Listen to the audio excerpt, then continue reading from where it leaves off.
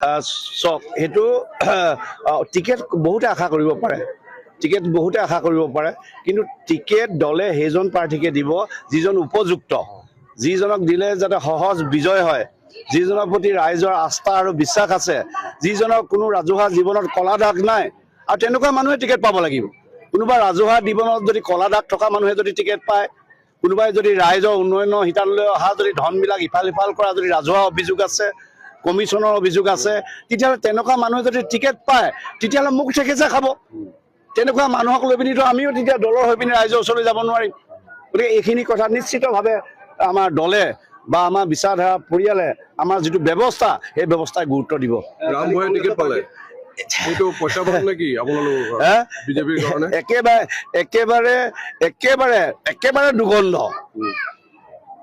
যা মানে নৰহত্যা বমপাপ নৰহত্যা বমপাপ তাক কেতিয়া পুণ্য নাই বাই ভনী চিনি নাপালে কিমানক কিবা হত্যাযজ্ঞত কেতিয়া জড়িত হ'ল সেইবিলাক সময়ত ৰাজহুৱা হ'ব আৰু সেইজন সখী আছিলে বোলে কাবা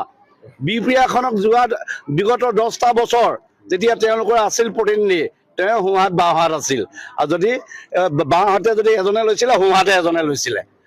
সমাজখনক যদি দুৰ্বল যদি কোনোবাই কৰিছিলে দমন যদি কৰিছিলে এফালে দমন কৰিছিলে এফালে ভাগ কৰিছিলে সেয়াই আছিল আৰু বিপ্ৰিয়া ৰাইজে অভিজ্ঞতাপুষ্ট ৰাইজ সাংস্কৃতিকবান ৰাইজ সচেতন ৰাইজ ভাল বেয়া নিৰ্ণয় কৰিব জানে সময়ত ৰাইজে ভাল সিদ্ধান্তই ল'ব অসমীয়া দৃষ্টি সত্য আশাৰ খেতে আগুৱাই প্ৰতিটো খবৰৰ প্ৰথম